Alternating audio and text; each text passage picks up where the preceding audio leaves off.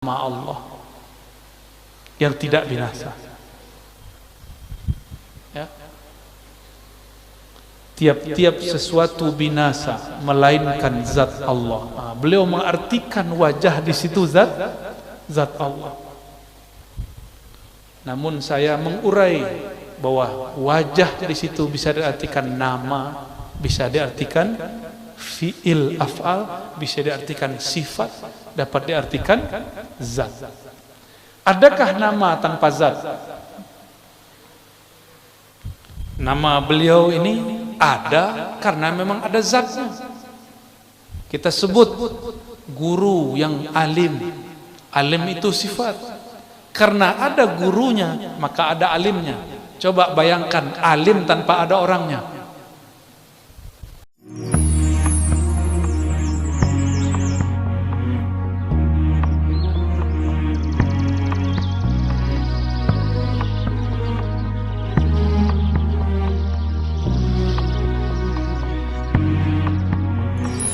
Alhamdulillahilladzi bil ajri an idrakihi adrakal abdu rabbahu. Asyhadu an la ilaha illallah wa asyhadu anna Muhammadan abduhu wa rasuluh.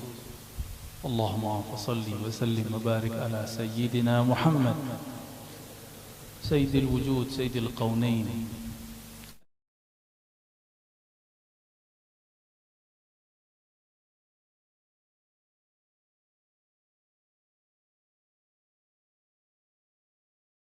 Iradahnya kita diizinkan berkumpul malam ini, dan rasa syukur tidak sempurna kecuali bersyukur kepada makhluknya, dan makhluk yang paling pantas kita syukuri adalah Sayyidina Muhammad sallallahu alaihi wasallam, dan tentunya guru-guru kita. Maka mohon izin para tuan guru, bukan berarti saya lebih alim, bukan berarti saya lebih pintar, tapi karena kesempatan saja kita bersilaturahmi lewat membedah kitab. Mohon izin para guru, para habaib, para masyayikh untuk membuka kitab beliau. Tadi siang saya mengambil sanad ke guru Wildan lagi, dan sudah minta izin menggunakan sanad beliau dan guru-guru lain bersambung kepada Syekh Muhammad Arsyad Datuk Kalampayah. Kitab ini diriwayatkan oleh guru-guru kita dari banyak jalur. Ada jalur orang Banjar, ada jalur orang Banten, ada juga jalur orang Arab. Nah, kita pakai satu jalur dulu. Jalur yang saya ingat saja. Ya. Guru kita, Guru Wildan, Guru Sya'rani, dan guru-guru yang lain bersanad kepada Syekh Muhammad Yasin Al-Fadani. Syekh Muhammad Yasin Al-Fadani mengambil sanad daripada Syekh Muhammad Arsyad At-Tawil Al-Bantani, yang kemudian dibuang oleh Belanda karena beliau berjuang ke Sulawesi. Saya tidak tahu di Manado atau di bagian mana. Syekh Muhammad Arsyad, namanya Arsyad juga, At-Tawil Al-Bantani, langsung mengambil dari Syekh Nawawi Al-Bantani. Syekh Nawawi Al-Bantani langsung mengambil dari Datuk Kalampayah Syekh Muhammad Arsyad atau Sayyid Ja'far Al-Banjari. Ya, untuk mereka semua kita bacakan surah Al-Fatihah. A'udzubillahi minasyaitonir rajim.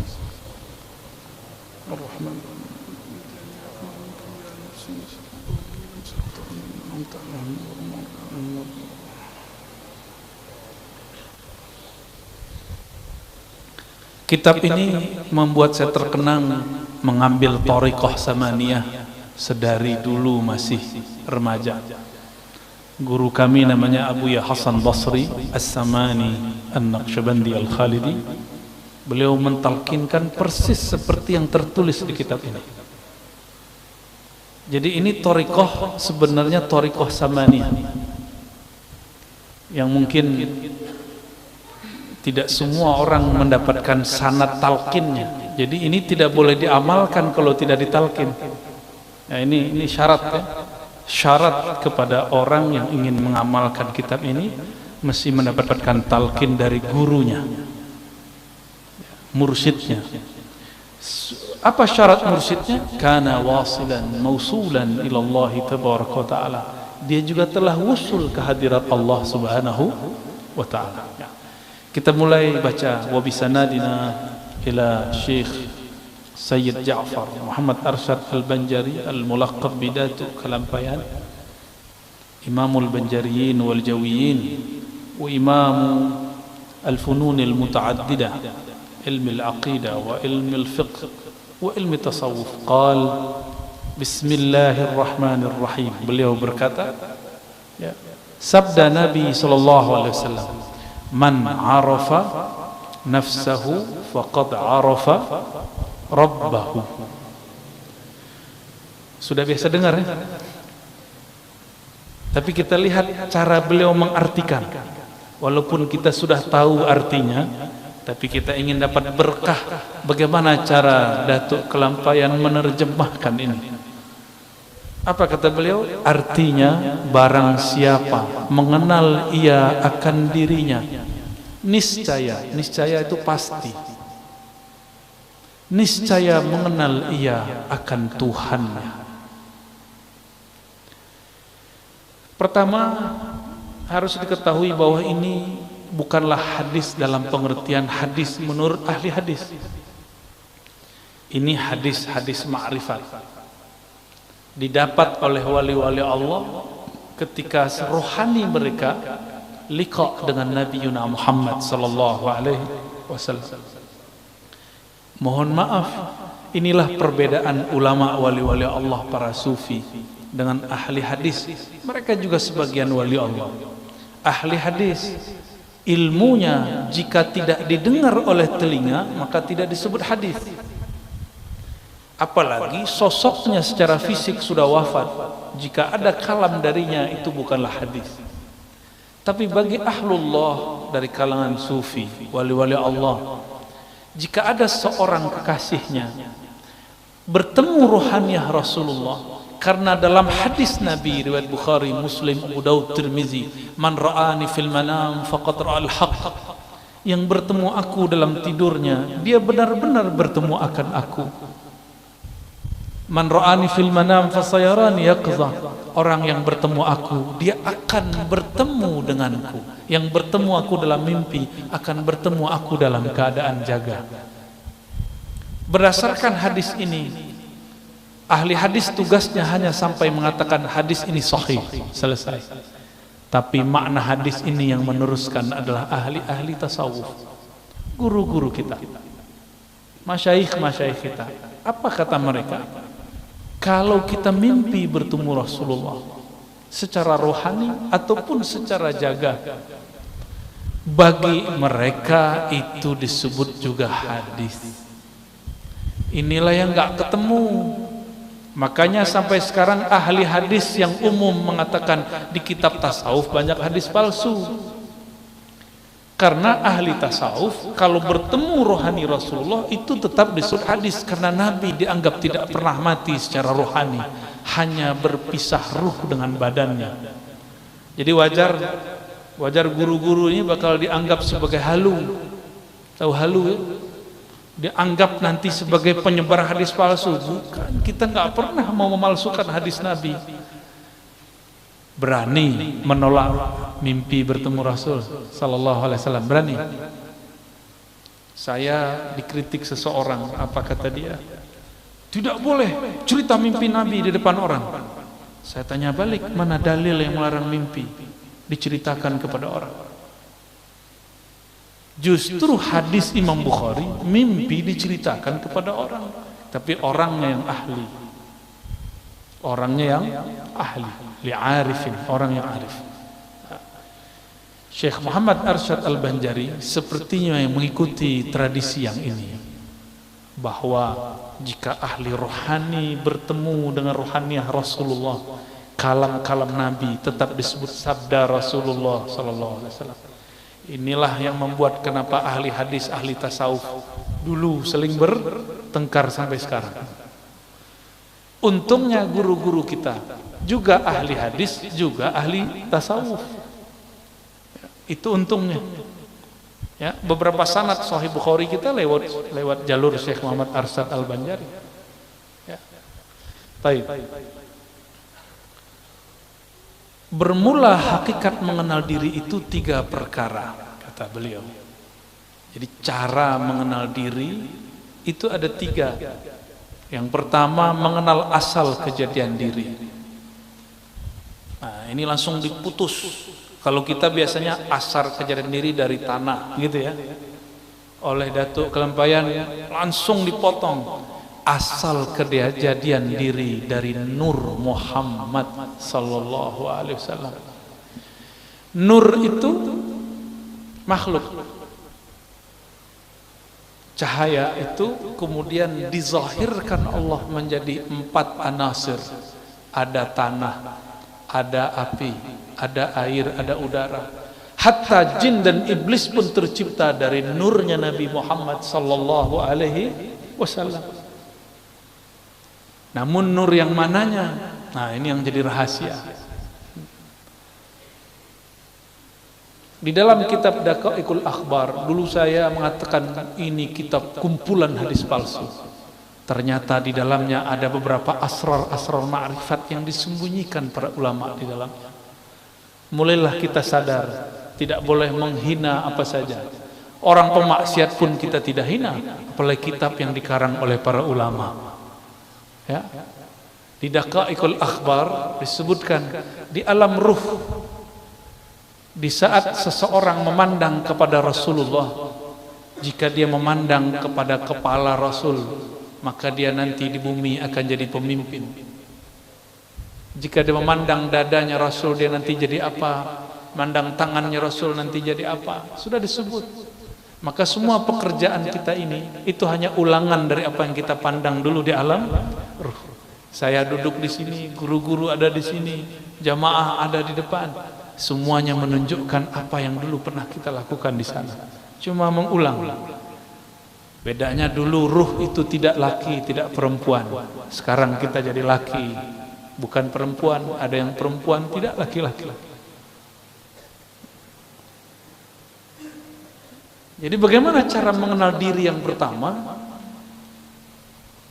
Kita harus mengembalikan bahwa diri ini berasal dari nur Nabi Muhammad sallallahu alaihi wasallam. Muncullah di situ kalam-kalam ilhami qudsi. Lagi-lagi seperti tadi, ini ilham yang didapat oleh para wali-wali.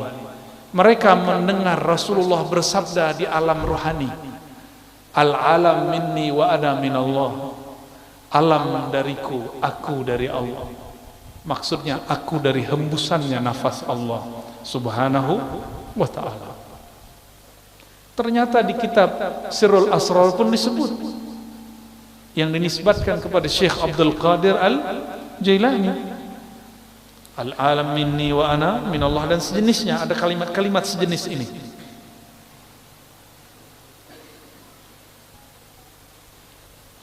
Seperti sabda Nabi sallallahu alaihi wasallam.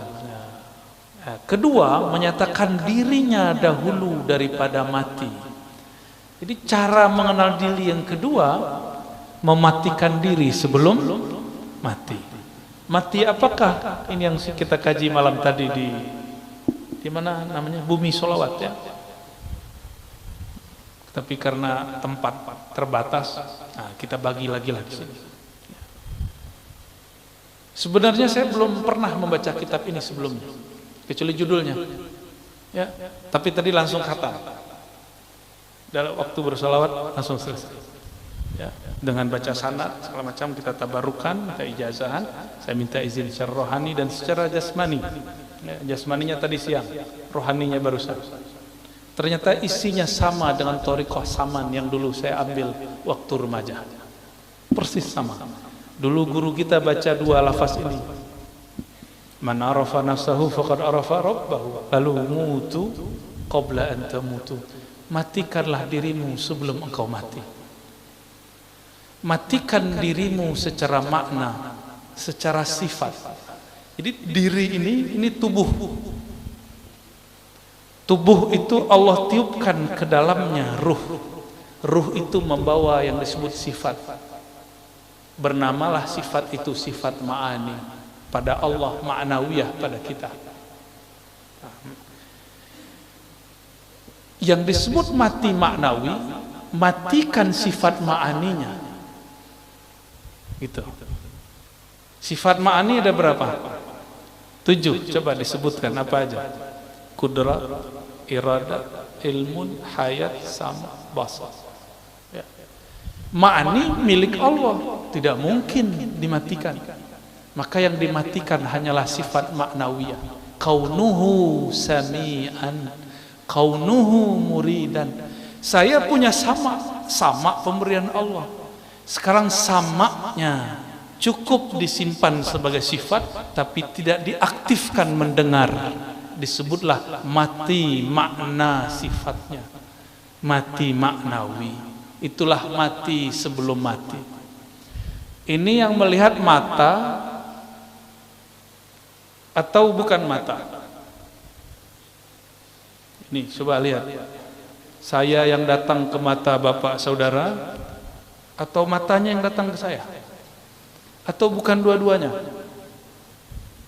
Tapi ada cahaya. Kenapa ada orang coba mata dipejam? Ingat Monas, kelihatan? Berarti ada yang bisa melihat selain mata ini. Coba pejam mata, ingat orang yang dicinta. Sebentar aja Pak. Buka mata, masih kelihatan? Bisa. Jadi semua kita sebenarnya bisa masuk ke dimensi itu, cuma tidak mau melatihnya. Ya, kita bilang halu. Padahal kalau halu maka ilmu para aulia semuanya halu. Ini ada sok pemberantas halu, yang dia berantas ilmu wali, mana bisa? Ya, jadi wali dulu baru berhadapan sama wali Allah ya. Kecuali dia wali setan, kita nggak tahu kan wali dua. Wali dua aja Pak. Kalau nggak waliullah, wali setan, wali rahman, wali syaitan. Dua aja. Mungkin dia wali setan kali. Masa ilmu wali mau dihabiskan? Kita ulangi. Jadi ruh itu punya sifat. Sifat dia tidak mungkin dimatikan. Tapi sangat mungkin sifat itu dinonaktifkan, diistirahatkan. Contoh sederhana, kalau kita rindu seseorang, kita pandang wajahnya di handphone, disapa oleh orang, jawab nggak? Nggak terdengar, karena di saat itu sama kita tidak sami'an. Dia ada samanya tapi tidak sami'an. Kita sering menyebutkan Allah itu sama, ma'nawiyahnya kaunuhu samian. Kaunuhunya dicoret dulu, itu yang disebut mati maknawi. Kaun, keadaan kita mendengar itu di-cut dulu, dihabiskan dulu sehingga tidak lagi ia mendengar. Bukan berarti sifat samanya hilang. Gitu ya. Kenapa kita tidak bisa mendengar yang jauh? Karena keberisikan di sini. Sama sifat mendengar yang ada pada ruh, dia tidak ada ruang, tiada waktu. Kenapa tidak bisa menembus? Karena terhalang oleh pendengaran ini. Nah, pendengaran ini, pandangan yang ini, lisan yang ini, kudrat iradat yang ini yang harus dilebur dulu. Itulah mutu, matikanlah maknawiyahmu sebelum engkau betul-betul mati secara tabi'i ataupun hissi. Itu maknanya ya, mutu qablaan tamutu. Ini boleh disebut dengan ruknut tariq, rukun tariqah nomor 2 itu ya. Coba kita lihat kalam beliau. Bermula setengah daripada mematikan diri itu seperti dikatakan dengan lidahnya dan diiktikadkan di dalam hati. Dibaca la qadirun wala muridun wala alimun wala hayyun wala sami'un wala basirun wala mutakallimun fil haqiqah illallah. Bagaimana cara mematikan? Lisan berkata la qadirun, tidak ada yang berkudrat, yang berkuasa. Wala alimun, tiadalah, wala muridun, tiadalah yang berkehendak, beriradah. Tiadalah yang alim, tiadalah yang punya hayat, tiadalah yang mendengar, tiadalah yang memandang, tiadalah yang berkalam pada hakikatnya kecuali Allah. Itu. Ini udah usul langsung nih. Langsung usul ini. Ini usul level 3. Itu usul pertama, kesadaran Nur Muhammad. Ya. Kesadaran Nur Muhammad.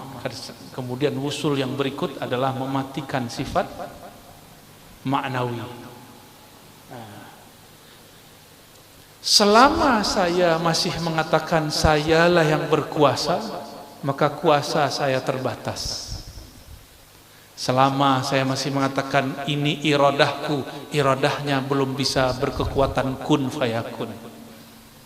Selama ilmunya masih ilmuku, gelarku, doktorku, syekhku, gelar ijazahku, selama masih itu, maka ilmunya akan terbatas dengan otaknya yang sempit. Wala hayyun, jika dia masih menganggap dirinya hidup karena air, dia minum karena makan, maka nanti orang-orang itu akan menyekutukan Allah dengan nasi. Nanti ada masa di akhir zaman, paceklik, orang-orang tidak bisa makan karena tidak ada yang dapat dimakan. Di saat itulah turun keluar Dajjal bawa makanan. Akan banyak nanti orang ganti agamanya karena meyakini hayatnya ada pada makanan. Ashabul Kahfi selesai di bidang ini, maka dia mengatakan hayat kami di tangan Allah. Hayati, hayatuna, hayatullah fil haqiqah. Maka dengan itu Ashabul Kahfi 309 tahun pun masih Allah hidupkan. Maka mereka itu aulia-aulia kekasih Allah yang karam fana dalam sifat hayatnya Allah subhanahu wa ta'ala. Coba ada orang tidak makan sebulan, mati Pak? Mati ya? Betul? Benar? Orang yang mati kebanyakan nggak makan ya? Emang orang mati minum kan nggak juga. Tapi secara lahiriah kita memandang banyak orang mati karena kelaparan. Tapi kenapa Ashabul Kahfi 309 tahun tidak mati? Karena hayat itu milik Allah. Kalau Allah belum ambil ya nggak mati. Wala sami'un wala basirun. Kalau pendengaran ini 10 meter sudah tidak terdengar. Tapi kalau sami'nya sudah dimatikan, maka Allah lah yang mendengar. Allah memperdengarkan kepada kita. Inilah yang disebut kasyaf sam'iyah. Kasyaf secara sama. Disinilah banyak para wali mendengarkan kalimah-kalimah. Inilah yang terjadi pada orang yang bermimpi mengatakan, aku mendengar Rasulullah bersabda, man arafa nafsahu faqad arafa rabbahu. Dicarilah oleh ahli hadis, di mana ini hadis? Tidak ditemukan di kitab hadis manapun. Ternyata itu kalam Sayyidina Muaz ketika bertemu Sayyidina Nabi SAW secara ruhani. Karena samaknya bukan lagi samak yang ini. Coba datang ke Raudhah, datang ke makbarah Nabi SAW, bisa dengar Nabi? Coba baca salam, Assalamualaikum ya Sayyidina Rasulullah, bisa dengar jawabnya? Karena pakai telinga ini. Coba matikan samakmu, engkau akan mendengar Nabi menjawab. Ya. Kenapa ziarah terasa hambar? Karena ziarah baru dengan sifat maknawiyah kita, belum dimatikan sifat maknawiyahnya. Jadi ini tips kalau mau ziarah kubur, pakai ilmu mutu qablaan tamutu, matikan sifat maknawiyahnya sebelum engkau betul-betul mati. Nah, lalu di paragraf berikut halaman ketiga, ketiga fana sekalian diri. Ini thariqah ketiga ya, untuk mengenal diri. Ketiga fana sekalian diri itu di dalam kudrat Allah dan iradat Allah dan ilmu Allah, seperti firman Allah, kullu syai'in halikun illa wajhah. Segala sesuatu halik. Apa arti halik? Binasa, mati. Halik itu nama lain dari mati, hancur, binasa, karam. Illa wajhah, kecuali wajhullah. Jangan dibayangkan wajah. Apa makna wajah? Fungsi wajah apa, Pak? Kita memandang dengan wajah atau memandang dengan apa ini? Ini belakang namanya apa? Nah, ini adalah leher. Kita memandang dengan wajah atau dengan leher? Memandang dengan wajah atau memandang dengan tangan? Apakah memandang dengan lutut? Tidak. Maka disebut ini wajah adalah alat untuk memandang dan objek untuk dipandang. Kalau guru dulu melamar, itu memandang wajah atau memandang lantai, guru? Memandang wajah, ya? Yang dipandang wajah. Lalu disebut wajhullah. Apa makna wajhullah? Jangan, Allah itu bukan jisim, bukan fisik, bukan benda, juga bukan benda-benda metafisik. Yang penting Allah bukan sesuatu yang dapat digambarkan. Apa yang terbayang di pikiran Allah, tidak begitu. Begitulah akidah Ahlus Sunnah. Lalu apa yang dimaksud wajah? Maka ulama kita mengambil makna wajah itu adalah hakikat ihsan.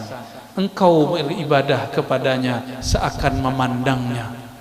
Allah tidak punya fisik seperti ini. Maka kapankah seorang hamba memandang kepada wajahnya? Di saat seorang hamba memandang ke dalam wajah kolbunya. Kolbunya Bani Adam, jika dia hidupkan nama Allah di dalamnya, itulah wajhul asma, wajah nama Allah subhanahu wa ta'ala. Maka nanti di saat semua kolbu mati, hanya kolbu yang di dalam kolbunya terpancar wajah nama Allah yang tidak binasa. Ya. Tiap-tiap sesuatu binasa melainkan zat Allah. Nah, beliau mengartikan wajah di situ zat Allah. Namun saya mengurai bahwa wajah di situ bisa diartikan nama, bisa diartikan fi'il af'al, bisa diartikan sifat, dapat diartikan zat. Adakah nama tanpa zat? Nama beliau ini ada karena memang ada zatnya. Kita sebut guru yang alim. Alim itu sifat. Karena ada gurunya, maka ada alimnya. Coba bayangkan alim tanpa ada orangnya. Bisa? Ini warnanya apa nih? Putih, hijau. Apa nih? Hijau, kita sebut hijau. Tembok hijau, kaligrafi hijau. Sekarang bayangkan hijau tapi tidak ada kaligrafinya. Bisa? Tak bisa. Baju saya putih. Coba pisahkan putih dari baju. Bisa? Tak bisa. Maka maksud Datuk Kelampaian mengartikan zatullah itu tercakup pada nama, sifat, af'al dan zatnya. Gitu ya. Dan lagi firman-Nya, innani anallahu la ilaha illa ana fa'budni wa aqimis salata li dzikri. Ini surat Thaha. Artinya bahwa sesungguhnya akulah Allah, tiada Tuhan, hanya aku, maka sembah olehmu akan daku, dan kerjakan olehmu akan sembahyang 5 waktu karena menyebutku. Ini terjemahan beliau. Lalu beliau mengatakan, syahdan wajib kita mengikut amar Nabi sallallahu alaihi wasallam. Amarnya ini artinya perintah. Dan menjauhi segala larangannya supaya mudah-mudahan termasuk kandung Abdullah, yakni hamba Allah Ta'ala yang kamil pada kehambaannya. Setelah itu hendaklah kita kerjakan musyahadah keesaan zatnya dan muraqabah dan muhadarah. Nah, ada 3 di situ ya. Nah, ini yang unik, ini yang berbeda daripada Datuk Kelampaian dengan beberapa ulama-ulama yang lain. Beliau menambahkan namanya muhadarah. Pertama musyahadah ya. Itu paling tinggi. Bawahnya turun muraqabah. Turun lagi muhadarah. Di kitab-kitab yang lain cuma 2, musyahadah, muraqabah. Hanya beberapa kitab yang menyebutkan muhadarah, dan beliau ya menyebutkan muhadarah, yaitu menghadirkan hati kita kepada hadiratnya serta mengucap zikir la ilaha illallah. Nah, ini karena belum mengikuti syarat beliau, saya tidak boleh talqin dulu. Ya. Tapi nak tahulah nanti ya. Nanti kalau halnya datang, siapa tahu nanti kita talqin. Pernah talqin sebelumnya? Bimbingan zikir la ilaha illallah dibimbing? Pernah? Pernah ya? Belum ya? Kebanyakan belum. Insya Allah kalau umur panjang nanti kita buka lagi kitab ini, nanti kita talqinkan. Tapi tempatnya sedikit agak sejuk, karena zikir la ilaha itu panas. Jika dizikirkan, namanya meledak di dalam kolbu, itu gerah rasanya. Nah. Terus tempatnya ini kan tertutup ya. Kalau orang tahlil la ilaha illallah bisa menggema kemana-mana. Nah, nanti ke telinganya ada yang terganggu nanti. Jadi kita cari tempat yang kalau kita teriak-teriak nggak ada orang marah. Ya.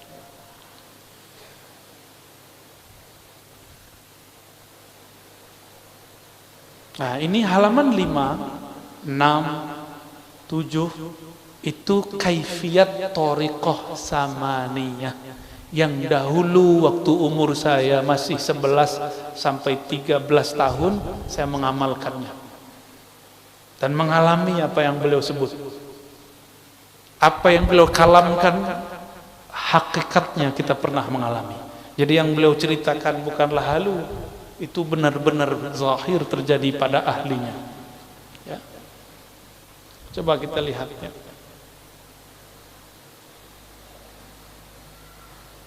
Nah, di paragraf berikutnya ya, seyogyanya atas kita tatkala hendak mengerjakan zikir itu mandi dan bersuci. Tuh, syarat mau talqin 2 aja, mandi dan bersuci. Nah, di zaman now dirukhsah minimal bersuci, wudu. Tapi afdolnya mandi. Kenapa mandi? Mandi itu mandi tobat. Mandi membuang ilmu-ilmu lama. Mungkin di badan dulu ada ilmu kebal ya. Ada ilmu pengasihan, ada ilmu khodam, ilmu jin, ilmu macam-macam. Dengan mandi dia menjadi netral. Apakah dia hilang? Belum tentu. Tapi minimal dia dibersihkan dulu. Itu tujuannya kenapa disebut mandi. Jadi mandinya tidak hanya mandi zahir, tapi juga mandi secara hakikat. Daripada lita. Nah, lita ini ternyata artinya hadas ya. Hadas. Apa? Bahasa sini. Ya, bahasa Melayu lama. Lita. Lita artinya udah nggak dipakai di Banjar ya? Di Palembang kayaknya juga udah nggak dipakai. Di Padang juga nggak dipakai.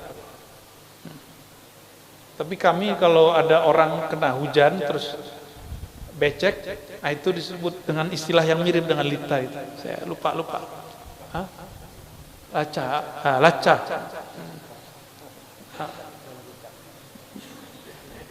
Gitu deh ya. Licap. Yang zahir serta mengambil air sembahyang. Mengambil air sembahyang itu wudu. Sekarang orang-orang sudah gak mau lagi pakai bahasa sembahyang, katanya syirik. Masa Datuk Kelampayah syirik ya. Orang lebih lama di Mekah daripada si ustadz yang baru-baru ini. Beliau tidak mempermasalahkan kata sholat, kata wudu dikaitkan dengan lafaz sembahyang. Karena orang dahulu menyebut Allah itu hiyang. Orang dulu menyebut hiyang. Hiyang itu bahasa Sanskerta. Padanannya dalam bahasa Arab huwa, hiya, huwa, hiyang, sama. Dia yang maha tak dapat dibayangkan. Itu arti hiyang. Saya bertanya kepada ahli bahasa yang mengerti bahasa Sanskerta, kata mereka hiyang itu artinya dia yang tak tergambarkan oleh pikiran. Sama dengan huwa, Allah, dia ya. Makanya beliau itu tidak mempermasalahkan lafaz sholat diterjemah jadi sembahyang. Sekarang masih guru, mari sembahyang disebut syirik nggak guru? Biasa ya. Bedakan islamisasi dengan arabisasi. Islamkan orang, arabisasi nurut, nanti pelan-pelan kita bisa Arabkan ya. Saya tadi siang ya takziah dan ziarah ke guru Sya'rani Thayyib, itu rumah bait ilm wa lughah. Itu rumah ngomong bahasa Arab terus, Pak. Hatta walad saghir yatakallam bil arabiyyah ya. Anak kecil ngomong bahasa Arab. Kadang-kadang pakai amiyah Makkah lagi, kita pusing-pusing sendiri. Ajib ya. Rahimahullah Syekhana Syekh Muhammad Sya'rani Thayyib. Amin.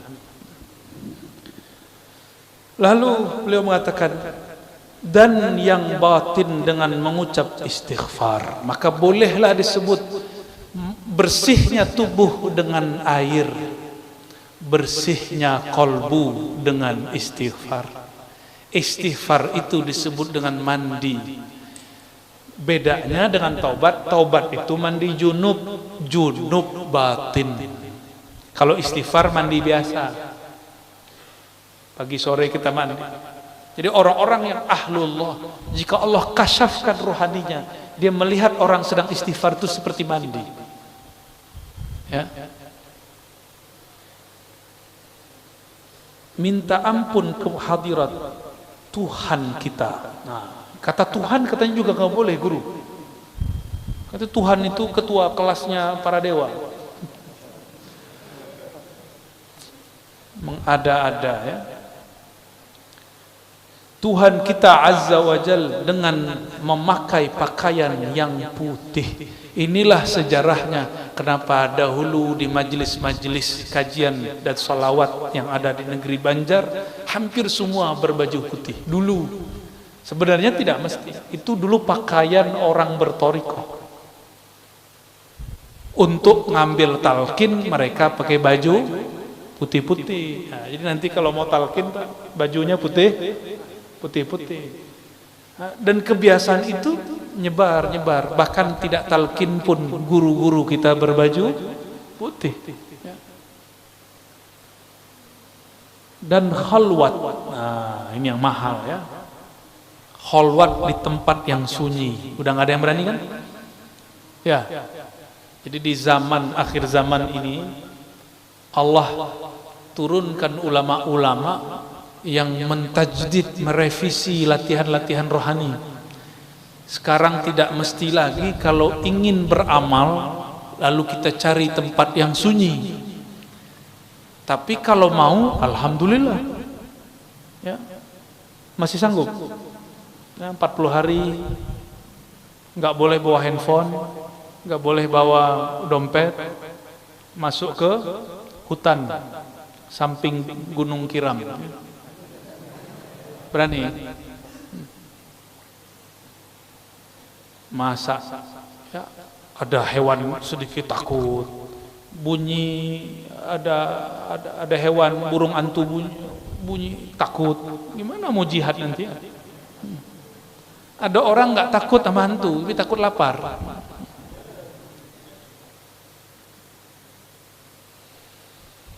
maka sembahyang 2 rakaat. 2 rakaat, 1 salam. Mohonkan taufik dan hidayah. Apa arti taufik? Taufik itu dari kata waffaqa yuwaffiqu taufiqan. Kesesuaian jalan dengan kudrat iradat Allah Subhanahu wa taala, itu disebut taufik. Hidayah, petunjuk kepada hadiratnya. Lalu duduk bersila. Duduk bersila seperti apa, Pak? Itu ya. Tapi kalau guru-guru tua duduk bersila kakinya naik 1. Nah, itu dulu duduk bersila orang lama. Tapi orang-orang sekarang duduk begitu langsung ada semut katanya di lututnya, kesemutan. Itu tuduhan kepada semut itu. Semut kalau punya lawyer dia akan protes. Punya pengacara nanti kita dituntut, Pak. Duduk bersila dengan sopan dan merendahkan diri kepadanya. Jadi selalu orang, mohon maaf ini guru-guru, pasti di antara kita di dalam kolbunya ada ilmu. Syarat mendapatkan rahasia la ilaha illallah, tidak boleh terbersit sedikit saja merasa alim. Tidak boleh. Nasab, nggak boleh berasa nasabnya hebat. Oh saya dosen, saya guru, sayanya harus hilang. Ini yang disebutkan. Kepada merendahkan diri kepadanya, menghadap kiblat muslimin. Jadi merendahkan diri, habiskan ego-ego tadi. Ya. Ini contoh nih, ada kita buat majelis. Tidak semua orang datang itu untuk mendengar. Ada cuma mau tes. Kita tes dulu ilmunya si ustadz itu ya. Si guru itu sejauh mana ma'rifatnya. Kalau ngetes orang ma'rifat ya nggak perlu hadir lah. Jarak jauh juga boleh enggak? Orang begini, di saat semua orang menikmati zikrullah, dia tidak akan menikmati. Di saat semua orang hanyut dalam bayan, dia hanyut dalam mencari kesalahan. Nanti ceramah ini akan dipotong orang untuk dicari kesalahannya. Ya, semoga dia tidak ketemu ya. Dengan menghadap kiblatul muslimin. Jadi menghadap kemana? Kiblat. Karena sayyidul majalis al-qiblah. Sayyidul majalis al-qiblah. Sayyidnya majlis kiblat. Tapi sayyidul muridin al-muallim, asy-syaikh, al-mursyid. Sayyidnya para murid adalah guru, muallim, mursyid. Makanya guru mursyid tidak mesti menghadap kiblat. Tapi murid yang menghadap kepada guru, karena guru adalah kiblatnya ilmu. Itu. Ya. Ini gimana caranya? Bapak hadap ke kiblat, saya menghadap kiblat. Siapa yang mau belajar? Ya. Maka dihantarkan kedua tapak tangan kepada lutut. Nah, duduk begini, persis seperti ini dulu. Lalu mengucap La ilaha illallah serta mengingatkan maknanya di dalam hati dan iktikad yang putus. Wah. I'tikad yang putus itu bahasa Arabnya i'tiqadun jazimun. Bukan qati'un ya. Itu salah terjemah itu. I'tiqadun jazimun. I'tikad yang putus, ma'rifat yang sampai, paham yang mantap. Itu yang disebut i'tikad yang putus ya. Kalau dulu di tanah Melayu, di Minangkabau, di Palembang ada istilah begitu, ilmunya udah putus. Ada nggak di Banjar begitu? Ada istilah begitu nggak? Ilmunya sudah putus. Nah, itu maksudnya sudah wusul. Tiada apa nih bacanya? Akan keadaanku dan semesta sekalian. Jangankan ya, aku, alam pun tidak ada. Ini kalau diterjemah bahasa Arabnya apa? La maujuda bihaqqin illallah. Ini baru awal ngaji, Pak. Maka awal thariqahnya guru, ya, gurunya para guru ini Datuk Kelampaian, itu akhir dari thariqah. Maka wajar jika ada orang berkalam, ya, thariqah yang seperti ini itu akhirut turuq. Tapi meskipun dia akhirnya thariqah, dia mesti kembali kepada awalnya thariqah. Selalu begitu. Ada thariqah dimulai dari ujung, tapi dia harus pergi ke pangkal. Ada thariqah dimulai dari pangkal, dia pun harus dibawa ke ujung. Coba lihat maknanya. Tiada keadaanku, maksudnya tiadalah aku, tiadalah alam. Sekalian alam ini wujud hakiki, ya. Tiadalah wujud hakiki. Maka wujud itu dibagi. Apa yang disebut wujud? Wujud ada. Apa yang disebut hakiki? Hakiki itu yang wujud dengan dirinya sendiri. Kita apakah wujud dengan diri sendiri? Tidak. Kita wujud diwujudkan. Maka dulu kita sering tanya guru ke murid-murid di sekolah, di kampus, di pesantren. Lebih dahulu ayam atau telur? Ya. Apa jawabannya, Pak? Izin saya minum dulu ya. Bismillah. Coba silakan dipikir. Ayam dulu atau telur? Bismillah. Ayo Adinda. Ayo Ananda. Duluan ayam atau telur?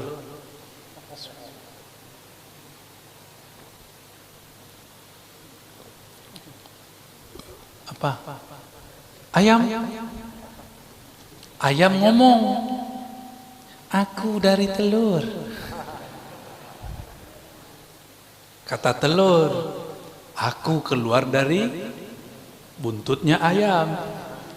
Kata ayam, aku dari telur. Telur, aku dari ayam. Ini namanya daur, berputar. Berputar.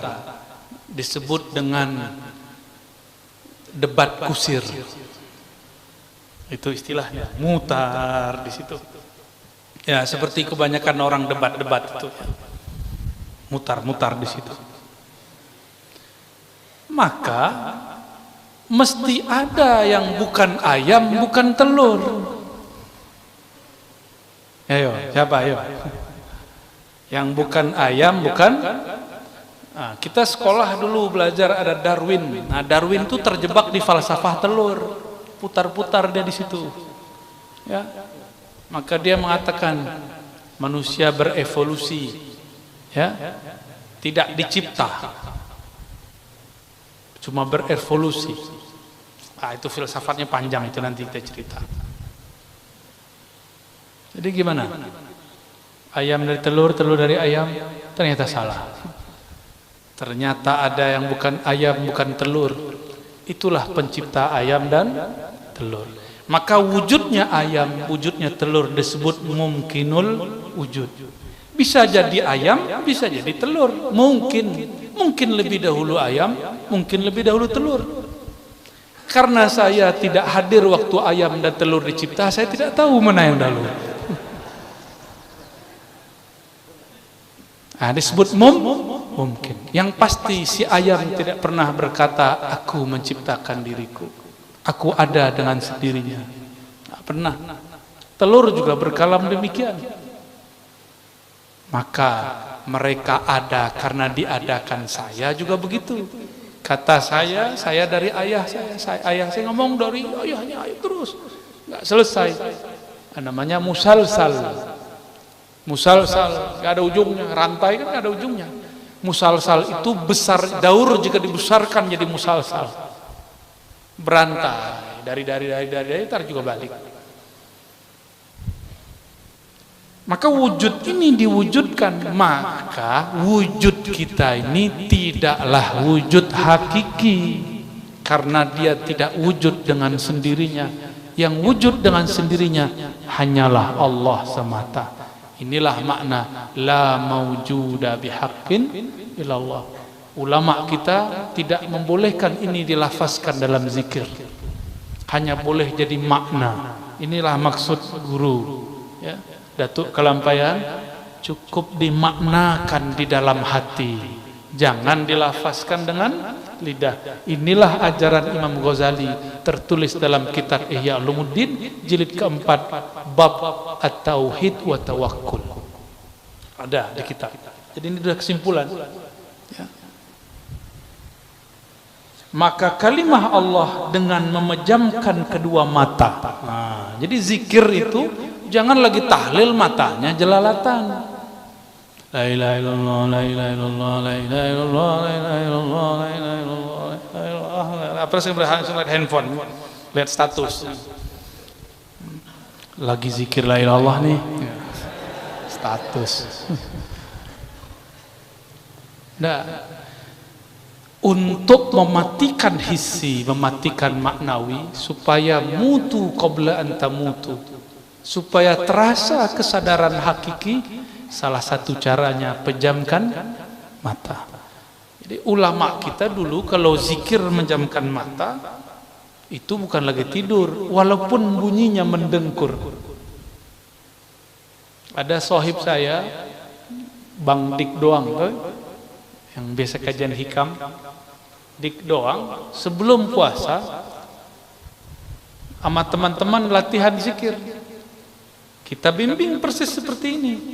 Ayo cobain Bang, pejam mata, baca nama Allah pelan-pelan.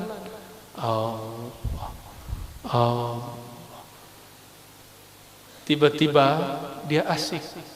Waktu sudah habis setengah jam, kawan-kawan sudah keluar ruangan, dia masih asik. Kata kawan-kawan melapor kepada saya, Buya, itu Bang Dik ngorok, nggak zikir. Saya bilang, dia lagi zikir. Enggak, saya dengar dia ngorok. Enggak, tenang aja. Benar, setelah setengah jam dia sadar. Dia datang kepada saya. Ternyata ketika di jalan dia berdebat sama kawan kita tadi. Kamu tidur ya tadi? Kata si Bang Dik, enggak, saya zikir Allah, Allah. Kata si kawan, demi Allah kamu mendengkur, kamu ngorok. Kata, wallahi demi Allah, marahlah itu si Bang Dik itu. Ya. Ya, orangnya masih hidup, tanya sendiri ya. Ya. Kalau nggak percaya itu saya sendiri. Jadi kita kalau sudah zikir kolbu, mata tertidur, hati tidaklah tidur. Siapa yang pernah seperti itu? Rasulullah SAW. Apa kata beliau? Mataku tertidur, wala tanamu qalbi, tapi kolbuku tidak tidur. Ini mesti terjadi pada orang pewaris Rasulullah, meskipun sekali dalam hidup. Biar sah dia sebagai pewaris Rasulullah. Tanda-tandanya dia matanya tidur, kolbunya tidak tidur. Latihannya zikir la ilaha illallah dan Allah Allah. Itu latihannya. Ya. Nah, maka di sini disebutkan dengan memejamkan kedua mata serta mengiktikadkan rasa makna kalimat tauhid itu masuk ke dalam hati. Hanya Allah jua wujud hakiki. Dengan sehabis-habis iktikad, itu maksudnya iktikad yang putus, dan perasaan mengesahkan dia, apa bacanya guru? Kadar 2-3 kali. Maksudnya begini, ketika membaca la ilaha illallah, dibacalah itu lalu dimaknai berkali-kali, 2 kali, 3 kali, diulang-ulang maknanya. Nanti rasa akan muncul, ya, rasa akan muncul. Demikian, tinggalkanlah kalimat nafi dan isbat, hanya Allah Allah jua. Tuh kan? Ya, maksudnya gini, la ilaha illallah, habis la ilaha illa, isbatlah Allah, maka habisnya zikir la ilaha illallah, zikir Allahu Allah. Jadi kalau ada orang zikir Allah Allah, itu maknanya la ilaha illallah, gitu. Allah itu adalah ruh kalimah la ilaha illallah. Boleh diganti, karena di Quran yang banyak itu lafaz hu, bisa menjadi hu ya. Itu bisa ke sana. Bukan hu lagi sorak-sorak. Waktu kita dulu lagi sekolah ya, sekolah dasar, hu, bukan itu. Ya, jika ada yang membid'ahkan hu, mungkin maksud dia itu. Ya.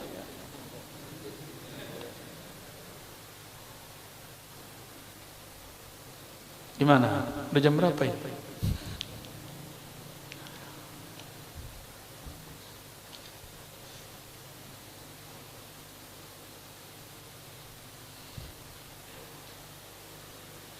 Nah, mesrakan pada hati dan biasakan senantiasa di dalam jaga. Dibelajar pelan-pelan pejam mata, lalu coba zikirnya dibuka mata. Kolbunya masih nyebut nama Allah atau tidak? Gitu maksudnya. Sehingga ketika jaga sudah biasa berzikir, akan terbawa tidur. Di dalam jaga dan tidur, dan di dalam duduk dan berdiri dan berkata-kata hingga nafas turun naik, itu pun di dalam mengucap kalimat tauhid jiwa, la ilaha illallah, la ilaha naik illallah turun, atau nafas Allah naik, Allah turun, nafasnya Allah. Itu maksud beliau. Ini yang disebut zikran katsira. Ya allazina amanu zkurullaha zikran katsira. Hei orang beriman, zikirlah tanpa batas. Inilah yang disebut di awakhir surat Imran, awakhirnya 10 ayat terakhir, alladzina yazkurunallaha qiyaman wa qu'udan wa ala junubihim. Dan sejauh pengamatan kami, ayat ini tidak mungkin diamalkan kecuali bertorikoh. Hanya orang bertarekat sufi lah yang dapat berzikir dalam keadaan berdiri, duduk dan berbaring. Kalau kebanyakan kita lagi zikirnya dia jaga, berdiri kah atau duduk. Tapi bagaimana caranya zikir sadari tidur? Zikir sadari tidur itulah yang terjadi pada sahabat kita barusan. Dia mendengkur, ngorok, tapi kolbunya hidup menyebut nama Allah Subhanahu wa taala. Teringatlah kita kalam Sayyidina Mustafa Muhammad sallallahu alaihi wasallam. Apa kata beliau? Kamathalil ladzi yadhkurullah, kamathalil ladzi yadhkur rabbahu wa la yadhkuruhu kal hayy wal mayyit. Perumpamaan orang yang berzikir dan tidak zikir seperti orang yang hidup dan yang mati. Manil mayyit, al mayyitu man la dzikra fi qalbi. Ya. Man la yazkurullah fahuwa mayyitun. Siapa yang tidak ingat Allah, dialah yang mati. Mati hatinya. Ya. Maka banyaklah zombie-zombie hari ini. Ya. Dia sholat tapi kolbunya tidak zikir. Gimana rasanya guru? Kita hidup dengan seseorang, zahirnya dia puji-puji kita, tapi batin dia tidak bersama kita. Mau nggak guru? Dia cantik guru, nol. Nggak mau guru ya? Dia cantik, puji kita gombal, oh guru, tapi batin dia ada yang lebih aku cintai selain engkau. Kata guru, sini gua sembelih. Kita tidak terima jika ada orang memuji dengan lisannya tapi batinnya membenci, atau batinnya lebih cinta kepada yang lain. Apalagi Allah yang setiap detik, setiap saat, setiap lahzah memandang ke dalam kalbu. Allah tiada suka, tiada ridha, tiada rela jika si hamba mengatakan Allahu Akbar, di kalbunya lebih besar pekerjaan dan dunia. Allah tidak ridha.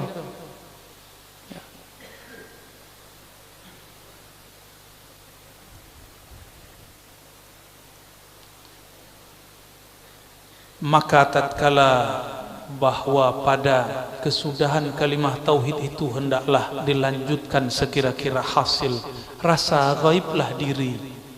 Nah, apa beliau lanjutkan sekira-kira hasil rasa gaiblah diri daripada memandang dan ingat akan segala ma siwallah, yaitu selain Allah. Ini tahaddus bin ni'mah sebagai tanda syukur kepada Allah. Awal saya bertemu guru saya Abuya Syekh Al-Mursyid ya, dalam Thariqah Samaniyah, Abuya Hasan Basri Jalil. Beliau mimpin zikir ba'da salat Isya. Afdalu zikri la ilaha illallah. Baru pertama beliau baca itu, saya sudah tidak ingat diri. Tidak ingat siapa yang di samping kiri kanan.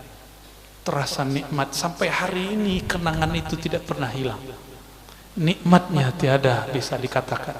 Lebih indah dari malam pertama bersama kekasih yang jelita, karena rasanya bersama Sang Maha Kuasa.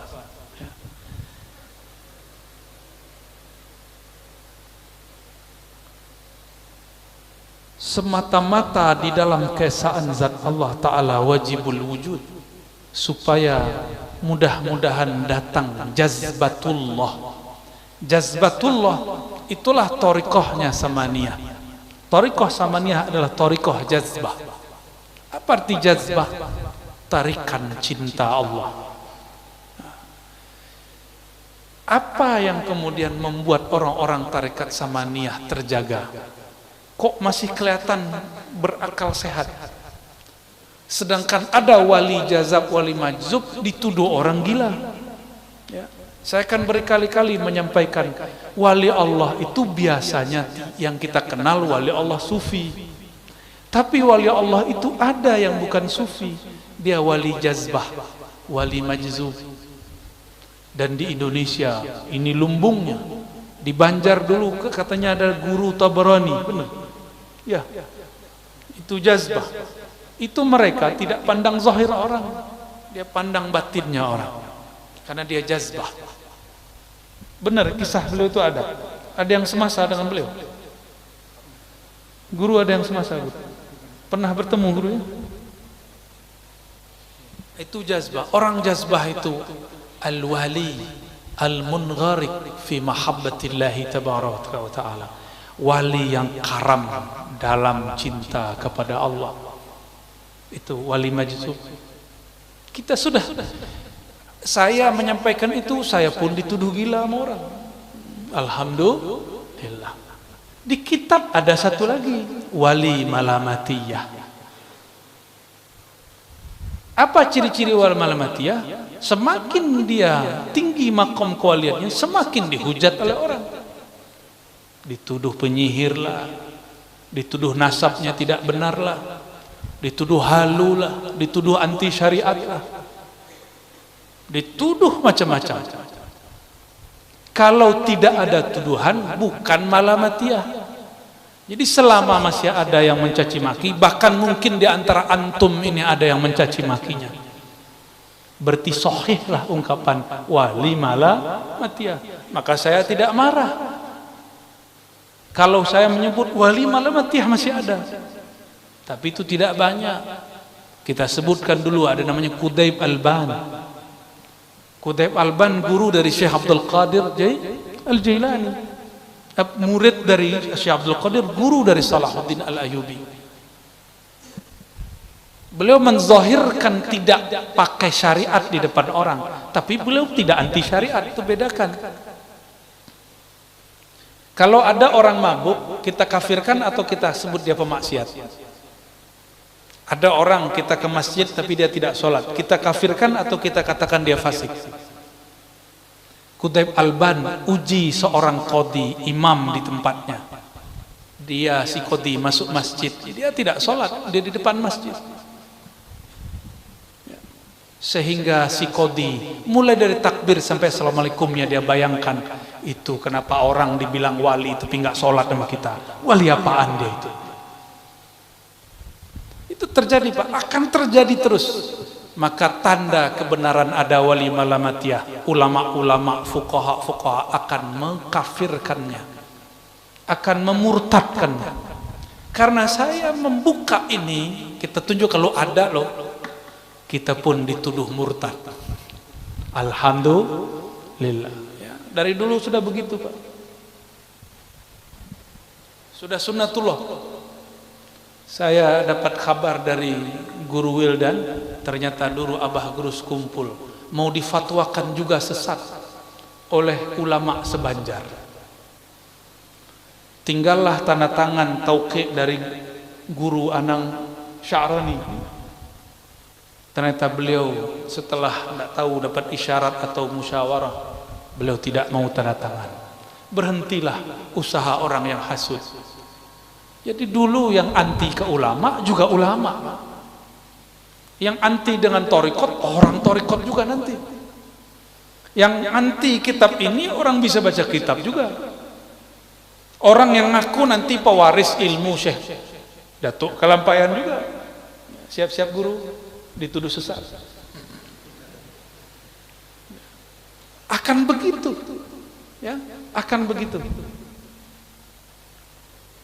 Saya disebutlah berguru kepada wali majzub, wali gila.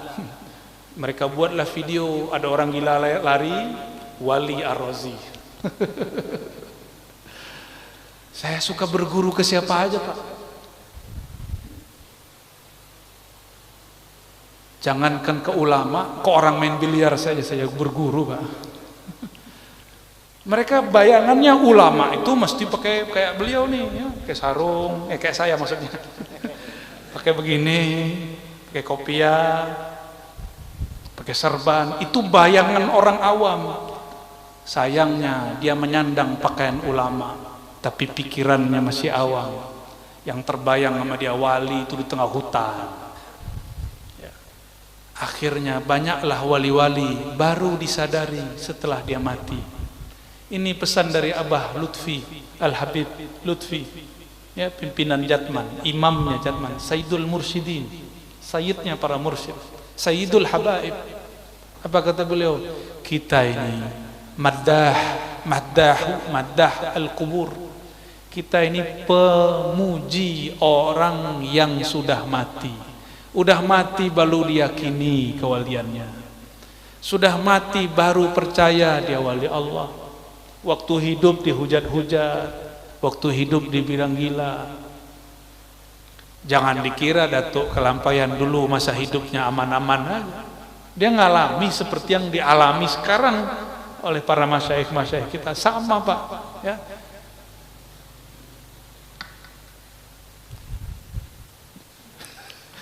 Dikit lagi lah ya, dikit lagi. Karena yang paling inti nanti di halaman nomor 9, ya. Ada, kalau nomor 10, halaman 10 dan 11 itu torikoh lanjutan, ya, namanya zikir khofi, ya, zikir tajalli. Kalau yang ini muqaddimah ke tajallinya. Malah sudah masuk ini halaman 8 sudah masuk ke tajalli, ya. Coba kita lihat. Supaya mudah-mudahan datang jazbahnya Allah. Apa arti jazbah tadi? Tarikan cinta Allah.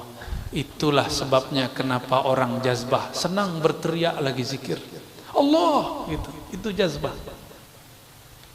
Disebut juga wujdan, rasa yang wujud di dalam diri lalu dia terketarik. Bahkan dulu masyayikh kami pingsan-pingsan guru, kalau ngaji begini pingsan. Ya, tidak jarang juga yang berteriak. Seingat saya waktu pengajian di mana ada salah satu jamaah kita berteriak Allah, ya.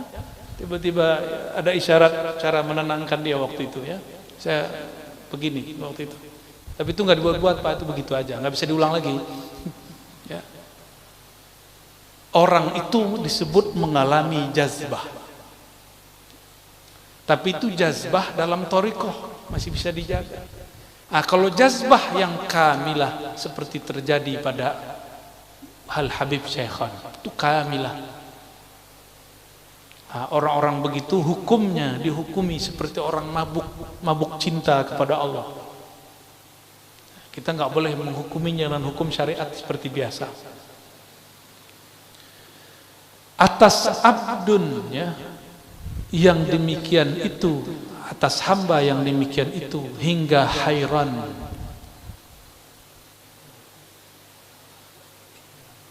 Ya, setelahnya bacanya apa guru? Lemahlah, ya. Hairan itu bahasa Arab, hairan itu bahasa Arab. Hairan itu salah satu ahwal yang terjadi pada sufi. Imam Ibn Arabi awal nulis kitab Al-Futuhat Al-Makkiyah memulainya dengan bab hairan. Bab hairan itu seperti ini. Kita kalau sholat, jika tidak diizinkan Allah, dapatkah, mampukah kita sholat? Enggak, ya. Makanya ketika ada hayya 'alas shalah, jawabannya berarti tidak sanggup aku ruku dan sujud kecuali dengan izin Allah. Oke? Saya sujud, saya ruku, kita sholat, kita ibadah, semuanya dengan haul dan kuwah. Kuwah siapa? Allah. Berarti yang menyembah siapa? Siapa yang menyembah? Saya ruku karena Allah kasih kuwah dan haul. Saya sujud, saya baca takbir karena Allah mengizinkan membantu. Allahumma a'inni ala dzikrika. Ya Allah, bantu aku menyebut namamu. Ketika seorang hamba mengatakan Allahu Akbar, Allah sedang membantu lisan dan kolbunya membaca takbir. Maka siapakah saat itu yang menyembah? Jika dikatakan hamba menyembah dengan kekuatan dia, kekuatan Allah. Jika dikatakan Allah yang menyembah, apalagi? Masa Allah menyembah? Kan Allah tidak terhukumi syariat. Allah itu syari', bukan mukallaf. Ini namanya hairan. Ini kalau tidak dibimbing mursyid jadi majzub. Jadi mabuk. Maka jangan heran jika ada orang belajar thariqah kemudian terlihat seperti hairan, setengah-setengah gila. Dia bukan gila, dia sedang mabuk bersama Allah Subhanahu wa ta'ala. Jadi kalau ada melihat orang gila, Pak, husnuzon aja ya. Husnuzon aja. Dan lemahlah ia dengan musyahadahnya, serta lalai dan fana daripada segala ma siwallah, ya. Dan apa itu? Kulliyah. Kulliyah bahasa Arab. Kulliyah, kul, semua diri, hingga daripada fana'nya pun, fana'lah ia sebab menerima lemah tajalli nur jamalullah. Ini bagian akhir yang mau saya sampaikan, ya. Jadi tajalli itu ada dua minimal. Ada tajalli nur jamal Allah. Kalau orang dapat nur jamal Allah, maka dia dapat mahabbahnya Allah.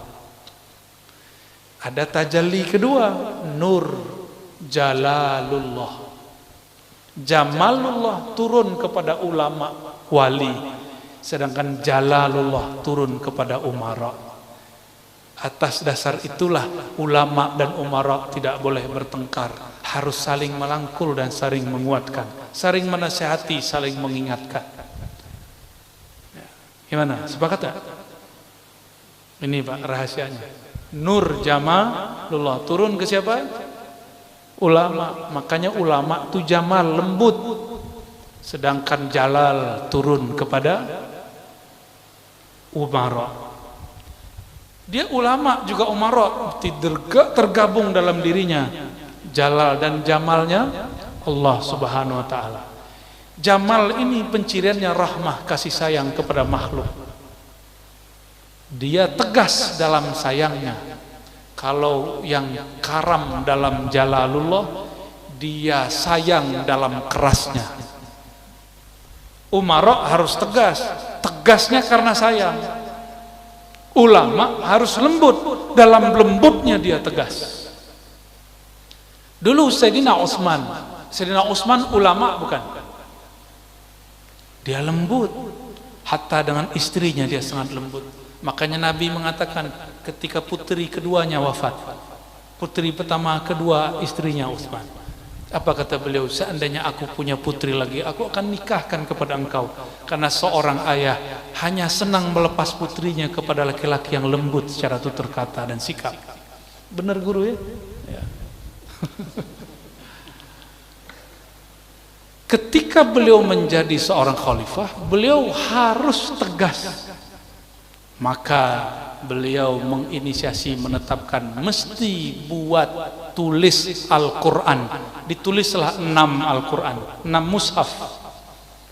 Di saat itu mushaf-mushaf sahabat mesti dilenyapkan, dikumpulkan semua mushaf yang tersebar, dikubur di antara mimbar dan kubur hijr Nabi SAW, hujrah Nabi SAW.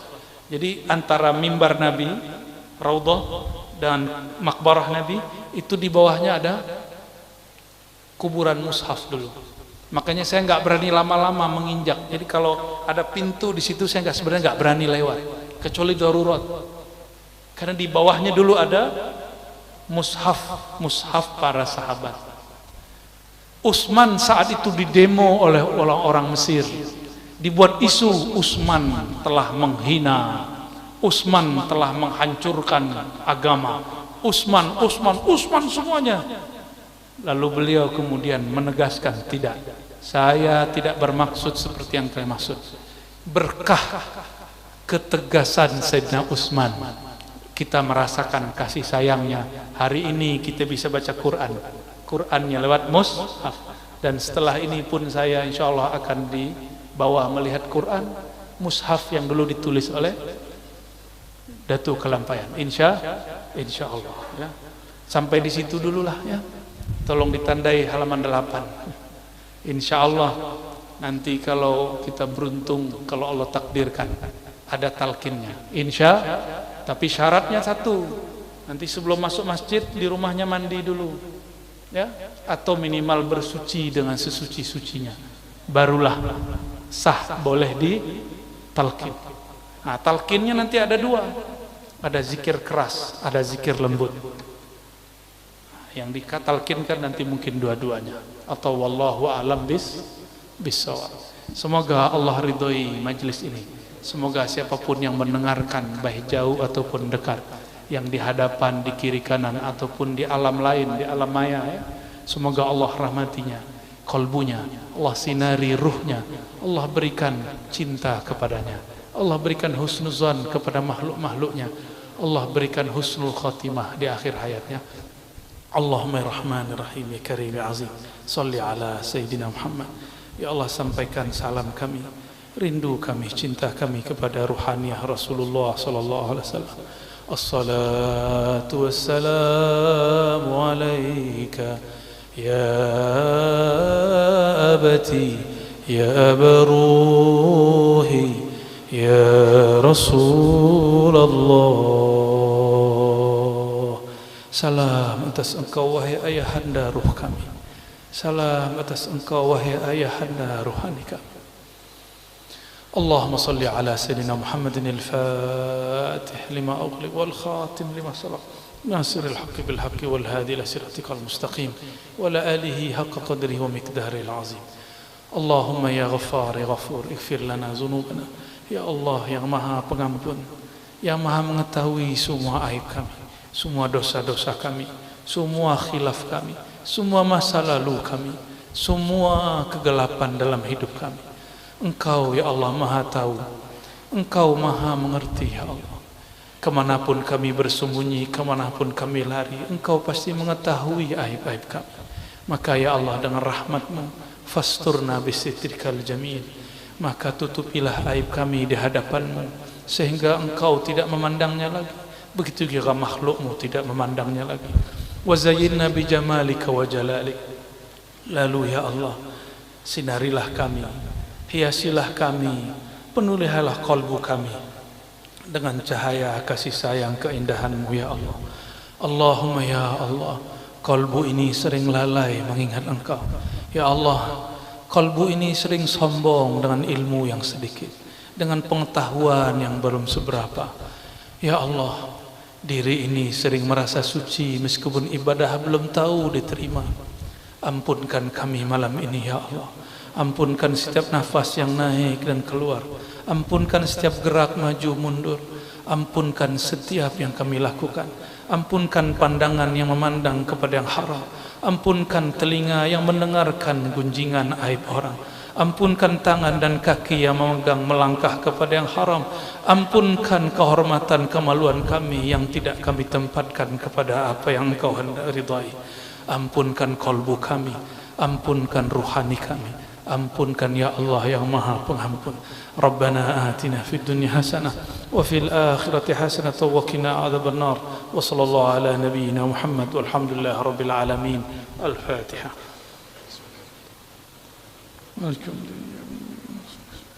Shiratal ladzina an'amta 'alaihim ghairil maghdubi 'alaihim waladdallin. Amin. Subhanakallahumma wa bihamdika asyhadu an la ilaha illa anta astaghfiruka wa atubu ilaik bihaqqil Fatihah. Assalamualaikum warahmatullahi wabarakatuh.